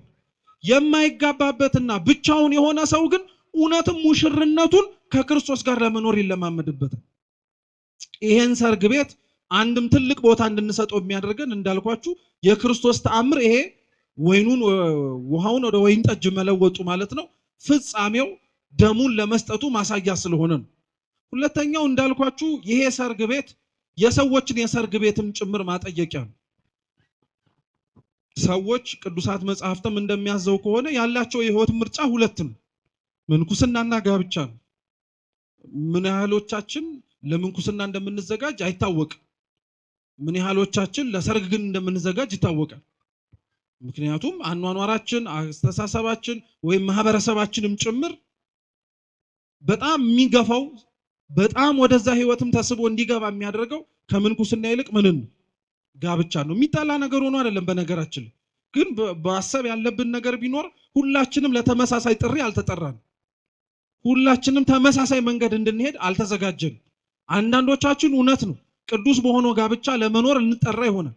ሌሎቻችን ግን ለምንኩስናም ልንጠራ ይሆናል። ይሄንን ህሊናችን በነገራችን ላይ አምኖትም ጭምር እግዚአብሔርን የወደድከውን መንገድ ምራኝም ስንል ማወቅ አለብን። በእውነቴን ነው የምነግራችሁ። ምክንያቱም በጣም ብዙ ሰው የምንኩስና ህይወትን፣ የምንኩስና ትምህርትን፣ የምንኩስና ከእግዚአብሔር ጋር የመኖርን ህይወት እየናፈቀና እየተመኘ ነገር ግን ሊኖረው የማይችልና ሊያገኘው የማይችል እየተመኘው ስለሚሸሽ ነው። ይሄ ልክ አይደለም። የእግዚአብሔርን ጥሪ እኛም ልንጠራበት የተገባንበትን ህይወትን ለይተን ማወቅ ሁላችንም ያስፈልገን። ለዛ ነው ንጽህና ላላቸው ልባቸውም እውነት የእግዚአብሔርን ጥሪ ለመስማት ራሳቸውን ዝግጁ ያደረጉ ሰዎች እግዚአብሔር በየት መንገድ ሊሰማሩ እንደሚገባቸው አስቀድሞውኑ ይነግራቸዋል። የልቡናቸውን መሻት ብቻ ሳይሆን እርሱ ራሱ ደግሞ በምን መንገድ ቢሰማሩ እንደሚፈልጋቸውን ጭምር ያሳስባቸዋል። ከዛ ውጭ ግን የልብ ንጽህና ለሌለን ክፋትን ለተላመድን ሰዎች ግን ቅዱሳት መጻሕፍት ምስክሮች ናቸው። እንዳልኳችሁ እነሱ ናቸው ወይ ሰው ያገባል ወይ ሰው ይመነኩሳል ብለው የሚነግሩ። የቃና ዘገሊላ ሰርግ ቤት እንዳልኳችሁ አንደኛው ማሳያው የሰርግ ቤት ወይንም ደግሞ የተጋቢዎችን ታሪክ ነው። አንደኛ ተጋቢዎች በሰርጋቸው ሊኖራቸው የሚገባውን ቦታ ያስተምረናል። የዮሐንስ ወንጌል ምዕራፍ 2 ከቁጥር 1 ጀምሮ ያነበብነው ምንባብ የመጀመሪያው የሰርግ ቤት ተጠሪ መሆን ያለበት ማን ነው? እግዚአብሔር ነው። እስኪ እግዚአብሔር በሉ። እግዚአብሔር ነው። እርሱ ያልተገኘበት ሰርግ ቤት ምኑን በረከት አለው? ሲጀምር ዶኪማስ ከሀፍረት የዳነው ያ ያተርፈኛል ያለው የወይን ጠጅ አልቆበት ነውሩ የተሸፈነለት ማን እዛ ሰርግ ቤት ውስጥ ስለተገኘ ነው? እግዚአብሔር እኮ ስለተገኘ ነው። እናቱ ስለተገኘች እኮ ነው። ደቀ መዛሙርቱ ስለተገኙ ነው። ይሄ ለኛ ትምህርት እኮ ነው። ሰርግን ለማድረግ ለሚያስቡ ሰዎች በሙሉ መጀመሪያ የሚጋብዙት ሰርጋቸው ላይ እንዲገኝም ጭምር ጥሪ የሚጠሩት ማንን ነው? እግዚአብሔር መሆን አለበት እያልን አንድ የመጀመሪያው ትምህርት እሱ ነው። በሶስተኛውም ቀን በቃና ዘገሊላ ሰርግ ነበረ ካለ በኋላ የኢየሱስም እናት በዚያ ነበረች ነው የሚለው። ጌታና ደቀ መዛሙርቱም ነበሩ ስለሚል ከሱ ቀጥሎ ያሉትን ምንባባት ደግሞ ስትመለከቷቸው በሰርግ ቤት ውስጥ ሊኖረን የሚገባውን ትምህርት ራሱ እግዚአብሔር አስተምሮናል። ሁለተኛው በሰርግ ቤት ውስጥ ከጥሪው በኋላ ሊኖረን የሚገባውን ነገር ሲያስተምረን ደግሞ እግዚአብሔር ጎዶሎን መሙላትን። እውነት ነው ክርስቶስ የተገኘው እናቱም ተጠርታ የተገኘችው ደቀ መዛሙርቱም በዛ ቦታ ላይ የተገኙት እንደ ታዳሚዎችም የሰርጋቸው የደስታ ተካፋይ እንዲሆኑ ነው እንጂ የጎደላቸውን እንዲያዩ የጎደላቸውን እንዲሞሉ ይሄ ነገር ሊያስጨንቃቸው ይችላሉ ብለው የሆነ ነገር እንዲያደርጉ አይደለም። ነገር ግን እግዚአብሔር ባይጠይቁትም እንደሚያስፈልጋቸው አውቆ እመቤታችን ባያሳስቧትም እንደሚያሳስባቸው ግን ተረድታ ያንን ነገር አድርጋለች። ይሄም ትምህርት ነው። በነገራችን ላይ ጎዶሎን ማየት ጎዶሎን መሙላት የሚያስፈልግን ነገር ማድረግ ትምህርት ነው። ሶስተኛውም ተመሳሳይ ነው። ይሄንን ተአምር ከተፈጸመ በኋላ ይህም ነገር ከተደረገ በኋላ ጌታችን መድኃኒታችን ኢየሱስ ክርስቶስ ደቀ መዛሙርቱም ይሄን ተአምር ካደረገ በኋላ ራሳቸው ደቀ መዛሙርቱ በእርሱ አመኑ ይላል። ደቀ መዛሙርቱ አመኑ ተብሎ የተነገረው ሳያምኑት ተከትለውት አይደለም። ነገር ግን ልብ ብላችሁ ስሙ። ክርስቶስን ይከተሉት የነበረው በትምህርቱ ነው እንጂ ተአምሩን ፈልገው እንዳልሆነ ማጠንከሪያ እንዲሆን።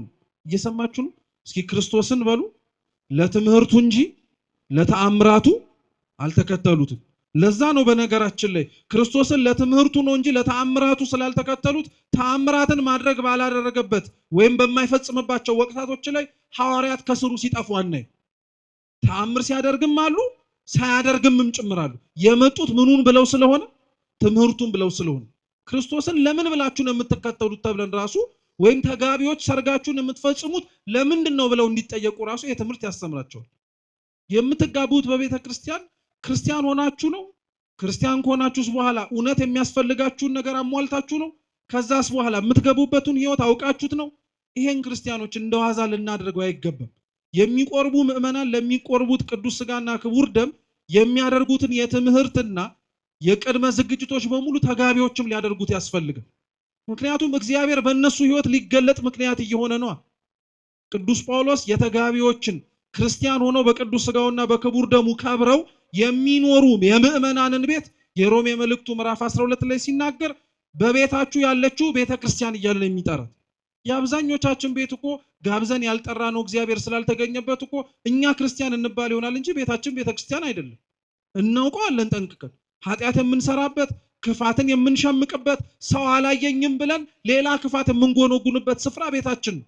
ግን የክርስቲያኖች ቤት በቅዱስ ስጋው በክቡር ደሙ የከበረ ሆኖ የተመሰረተ ጋብቻ ከሆነ ቤቱ ቤተክርስቲያንነት ደረጃ እስኪደርስ ድረስ ንጽህና እንዲኖረው ያስፈልገው። ይሄን ትምህርት ከቃና ዘገሊላ አግኝተናል፣ አይተነዋልም ጭምር። ሌሎቹን ጉዳዮችን ነው ክርስቲያኖች ከዛ በኋላ ስለእመቤታችንም ምልጃ ስላቀረበችውም ጥያቄ እግዚአብሔርም ስለሰማት ብዙ ጊዜ እነዚህን ጉዳዮች ስለተማርናቸው ያቀረበችው ጥያቄ የላቸውም ያስፈልጋቸዋል ወይን እኮ አጥተዋል የላቸውም የሚለው ጥያቄን ክርስቶስ የመለሰላትን መልስ ብዙ መምህራን ለስንት ዓመት አታምረ ነው። መቼም አንቺ ሴት ከአንቺ ጋር ምን አለኝ የሚለውን ጥያቄ አሁን ላይ ድረስ አማኝ እየሰማ የሚደናገጥበት አይሆንም ብዙ ስለተመለሰ። ግን የቃና ዘገሊላ ሰርግ ውስጥ ያሉ አሁንም ልናውቃቸው የሚገቡ ግን ጉዳዮች አሉ። አንዱ አሁን ያነሳውላችሁ የክርስቶስ ያንን ተአምር መፈጸም የደቀ መዛሙርቱን እምነት እንዲጨምርላቸው ምክንያት ሆኗቸዋል። ደቀ መዛሙርቱ አያምኑም ነበር እያልን አይደለም እንዳልኳችሁ። ግን እምነታቸው አንዴ ከፍ ይላል፣ አንዴ ዝቅ ይላል፣ አንዴ በረታል፣ ሌላው ይጠነክራል። አያችሁት? ክርስቶስ በዶኪማስ ቤት ውስጥ ያደረገው ተአምር እንኳን ድኩማን የሆኑትን የደቀ መዛሙርቱን እምነት እንዲጠነክሩ ብርታት ሆኗቸዋል። ሰርገኞች ቤተክርስቲያን ውስጥ ሰርጋቸውን በመፈጸማቸው ምክንያት እኮ ከቤተክርስቲያን ውጪ ሊኮበልሉ ያሉ ዓለማዊውን የሆነውን የሰርግ ቤትን ስነ ስርዓት ተመኝተው ሊወጡ እንኳን የሚመኙትን ሰዎች መልሶ እምነታቸውን ሊያጠነክር እንደሚችል ታውቃላችሁ። ለዋዛ እኮ አይደለም ቤተክርስቲያን ተጋቢዎች እንዲጋቡ በመንፈስ ቅዱስ ትዳራቸው እንዲባረክ በአምላክ ስጋና ደም ከሁለትነት ወደ አንድነት እንዲመጡ የምታረገው ለነሱ ጥቅም ብቻ ሳይሆን ያላመኑትም ሰዎች የነሱን ህይወትና እነሱ የመረጡትን መንገድ አይተው ምን ማድረግ እንዲችሉ ነው። እንዲያምኑ እንዲጠነክሩ እኮ ነው። እንዲያምኑ እንዲጠነክሩ ክርስቶስ ለዛ ነው በዛ ቤት ውስጥ ይሄንን ህይወት ሊያሰጣቸው የሚችለውን ተአምር ካደረገ በኋላ አሳላፊዎቹ እያነሱ እንደሰማችሁት ማስጠት ጀመሩ። እና አሳዳሪዎቹ እየሰጡ እያሳለፉ ሳለ በሰርግ ቤቱ ድምተኛ ሆነው ከተገኙት ሰዎች መካከል የወይን ጠጁን ቀምሶት አደነቀው። ያደነቀው የወይን ጠጁ ወይን ጠጅ ስለሆነ ብቻ አይደለም። የወይን ጠጁ ጣዕም ከዛ በፊት ቀርቦላቸው ከነበረው የተለየ ስለሆነ ነው። የክርስቶስ ደም ጣዕም እንዲህ ነው። ክርስቶስ ራሱን የገለጠበት ሁኔታ እንዲህ ነው። ትላንትና ካየነው በላይ የሚያስደንቅ ስለሆነ፣ ትላንትና ከተመለከትነው በላይ በጣም አድርገን በትኩረት እንድናየው የሚያደርግ ነው። እውነት ክርስቲያኖች ከኛ መካከል ማን በክርስቶስ መገለጥ እንዲህ ተማርኮ ራሱን ያደነቃል? እውነቴን እኮ ነው የምላችሁ። ማድነቅ አለብን፣ መገረም አለብን፣ መመሰጥ አለብን። ከዚህ በላይ የሚያስመስጥ የሚያስደንቅ አንክሮ የሚገባው ነገር ምን ነገር አለ? እውነቴን እኮ ነው የምላችሁ። አንድ ሊቅ እንዲያውም ሲናገር እንዳለ መሰላችሁ የክርስቶስ የውሃውን ወይን ጠጅ አድርጎ መለወጡ እኮ በጣም ትልቅ ተአምር እንዳይመስላችሁ ለእርሱ ይላል። እንደ ክርስቶስ እኮ በተአምራት የተከበበ አምላክ እኮ ነው። እናቱ ተአምር ናት፣ ድንግል ሆናን የወለደችው። እሱ ተአምር ነው። ፍጹም ሰው ሲሆን ፍጹም አምላክ ነው። መራመዱ ተአምር ነው። በሰማይ ያለ አምላክ ሆኖ በመሬት እየተገለጠ ነው። የሚራመድበት መሬት እሱን መሸከሟ ተአምር እኮ ነው። ሰማይ ዙፋኑ ምድርም የእግሩ መረገጫ የሆነ አምላክ እንደሆነ ስለምናውቅ፣ ስለዚህ ይሄንን ያን ያክል በጣም አትብሰልሰሉበት፣ በጣም አትጨነቁበት። ከዚህ የበለጠ ተአምር ሊያደርግ ይችላል አለ። እውነትም አደረገው ክርስቶስ። ትላንትና የጠጡት ከነበረው እዛ ሰርግ ቤት ውስጥ ይጎነጩት ከነበረው የወይን ጠጅ ሌላ የወይን ጠጅ አመጣላቸው። አደነቁ። ጥኢሞ አንከረ እያሉ ሊቃውንት እኮ የሚዘምሩት ለዛ እኮ ነው። ጣዕሙን ቀመሰ፣ አደነቀው። ሰው የምናውቀው የሰከረው ጠጥቶም ጭምር የጠገበ ሰው ምንም ቢሰጡት ምንም ላያውቅ ይችላል። የሰከረ ሰው እንኳን አያችሁት ክርስቶስ የወይን ጠጅ ያደረገውን ያንን መጠጥ ሲቀምስ ግን ከስካሩ ራሱ ይነቃል። ከኃጢአት ስካራችን የሚያነጻን የሚያነቃን እንድንበረታና እንድንቆም የሚያደርገን ከሱ ደም ውጪ የማን ደም ነው? ያው ሊቅ መልሶ ምን ይላል መሰላችሁ? ለእናንተ አትደነቁ ይላል። አሁንም ለእናንተ በቃና ዘገሊላ ሰርግ ውሃውን ወይን ሲያረግ አይደለም ያያችሁት፣ ለእናንተ እኮ በደሙ አጥቧቸዋል ይላል። ከዚህ በላይስ ምን ተአምር አለ? እኛን እኮ ወይን ጠጅ ጠጡ ብሎ ውሃውን ተአምር አድርጎ አላሳየንም እኮ። ከዛ የበለጠ አረገልን። እኛን ራሳችንን ወይን በተባለ ደሙ አጠበን። ጠጣው፣ ቀመሰው፣ አደነቀ። መልካም የሆነውን ጠጅ ለምን አዘገየው አለ። ክርስቶስ ራሱን ያዘገየበት እኮ ምክንያት አለ። በነገራችን 5500 ዘመን በሙሉ ሰው ሲያለቅስ ሲያነባ መውረድ መወለዱን ሲማጸን ለምን የዘገየ ይመስላችኋል? ሳይሰማ ሳያደምጥ መኖሩ እንዳለ ሁሉ እንዳልኖረ እስኪሰማቸውና ቀቢጸ ተስፋ ደረጃ እስኪደርሱ ነው? አይደለም እኮ። እግዚአብሔር ሊገለጥበትና መልካም የወይን ጠጅ የተባለ ደሙን ሊያሳያቸው የሚችለው ምሬቱን ማወቅ ሲችሉ። ለዛ ነው የኛም ሊቃውንተ ቤተ ክርስቲያን ይናገራሉ። አምላክ ሰው የሆነበት ዘመን ማለት የኃጢአት ጽዋ ሞልቶ ጫፍ የደረሰበት ዘመን ነው። በቃ ምንም አይነት በደል አልሰራንም እንዳይባል ሰርተን በሙሉ ከጨረስን በኋላ ምንም ልንሰራው የምንችለው ጽድቅ እንደሌለ ሲታወቅ አዲስ ህይወት እንድንጀምር ነው ያደረገ። አዲስ ማንነት እንድንጀምር ነው ያደረገ። ያንን ነው ክርስቲያኖች ትኩረት ማድረግ ያለብን። ይሄንን የነገርኳችሁን ነገር ነው ቁጭ ብለን ማሰብ መቻል ያለብን። የክርስቶስ መልካም የሆነው ጠጅ የዘገየው ኃጢአታችን በሙሉ እስኪያበቃ ድረስ ነው። ያ ማለት አሁንም የምንሰራውን ኃጢአት እንቀጥል ጫፉን እስከምናገኘው ድረስ እንበርታበት ለማለት አይደለም። ግን ሊመረን ያስፈልጋል በደላችን። በቃ ያሳለፍነው የበደልና የክፋት ዘመን ሊያሳቅቀን ያስፈልጋል። ያንን ምሬታችንን ያንን አሳቆን አንገዳግሮ ሊደፋን ያለውን ኃጢአታችንን እውነትም ሊሽርልን ሊያጠፋልን ቀምሰነው ከድንዛዜያችን ሊያነቃን የሚችለው መልካም የወይን ጠጅ የተባለው የማን ደም ብቻ ነው? የክርስቶስ ደም ብቻ ነው። ሌላ ምንም ነገር የለው። እርሱን ነው እንድናውቀውም ጭምር የፈለገው። አሳላፊዎቹ አይተው ያወቁት እርሱ የሚጠጣውም ሰው ከነበረበትና ካለበት ስካር ነቅቶ እንዴት እስካሁን ድረስ ዘገየብን ብሎ እንዲደነቅ ያደረገው። እስኪ አሁን አስቡት። እስካሁን ካከበርናቸው የዘመነ አስተርእዮ ክብረ በዓላት ላይ መልካሙን የወይን ጠጅ የተባለውን ደሙን ለመጎንጨት የታደልነው ስንቶቻችን ነን? እናውቀዋለን እኮ ክርስቲያኖች። በዓላችንን አክብረን ታቦታቶቻችንን ወደ መንበረ ክብራቸው ከመለስን በኋላ እኛ የምንጎነጨው ይጠፋናል እንዴ? የምንገኝበት ቦታ እውነት መልካም የወይን ጠጅ አለበት ተብሎ የተጠራው የክርስቶስ ደም የክርስቶስ ስጋ ያለበት ቤተ መቅደስ ውስጥ ነው እንዴ? እስካሁን መናኛው ላይ እኮ ነን እኛ ያለን። በቃ እስካሁን መናኛው ላይ ነው። ተቀድሰን እንደወጣን ረክሰን የምንመለስበት ማለት ነው። በንጽህና እንደተመላለሰን አድፈን የምንወጣበት ከሆነ ነው። የመልካሙን የወይን ጠጅ እውነቴን ነው የምላችሁ ክርስቲያኑ ዘመነ መራዊ ሳይወጣ ነው መውሰድ። ይሄ ሙሽርነት ዘመን ሳያበቃ እውነትም ነፍሳችንን ለክርስቶስ ማጨት አለብን። በቃ ከኃጢአት ከበደል ከክፋት ሁሉን ነገር ማላቀቅ አለብን። ማንም ባለትዳር ለባለትዳር መቼም ማጫ ታውቃላችሁ አታውቁ? ማጫ ምንድን ነው? የሚቀርብ ስጦታ ነው አይደለም እንዴ? እናንተስ እሺ አትወቁት? የምታገቡት ወይ ያገባችሁት ወንዶች አታውቁም እንዴ? ማጫ ምንድን ነው? አራቲውኝ እኔን እናንተን ማጫ ምንድን ነው? መልሱልኝ። ጥሎሽ ነው ማጫ? እሺ ማጫና ጥሎሽ በነገራችን ላይ ሁለቱም ይለያያሉ። አንዱ የሚቀርበው ለሚስት ነው አይደል? ሁለተኛው የሚቀርበው ደግሞ ለሚስት ምኖችን ቤተሰቦች የሚቀርብ ነው። ብቻ ግን ክርስቶስን እናንተና እኔን ሁላችንንም አጭቶናል። ያጨን ደግሞ በሚጠፋ ወርቅና ብር አይደለም፣ በስጋና ደሙ አፍስሶልን ቆርሶልን ማለት ነው። ዘመነ መራዊ እርሱን አስበንበት እንድንል ነውና መልካሙ የወይን ጠጅ የተባለው ክርስቶስ ያጫችሁ ክርስቶስ ወደ እርሱ መቅረብ እንድትችሉ ነፍሳችሁን የተቤዠበት ነፃ ያወጣበት ደሙ ያንን መቀበል እንድንችል አምላካችን ልዑል እግዚአብሔር ይርዳን። የቃና ዘገሊላ ሰርግ ተአምሩን ሁሉንም ነገር ላደረገ ለአምላካችን ልዑል እግዚአብሔር ስሙ የተመሰገነ ይሁን። ከምንም በላይ ተአምሩን ሁሌም እንዳይረሳ የሚያደርገው የውሃውን ወደ ወይን ጠጅ መለወጥ እንደሆነ ሁሉ እግዚአብሔር ወደ እርሱ እንዳንቀርብ ያደረገንን ወደ እርሱ እንዳንጠጋ ያደረገንን ከእርሱ ርቀን ኮብልለን እንድንኖር ያደረገንን ባዶነታችንን ይሙላልን። ውሃችንን ወደ ወይን ጠጅ ይለውጥልን። የሰማነውን በልቦናችን ሰሌዳ ይጻፍልን።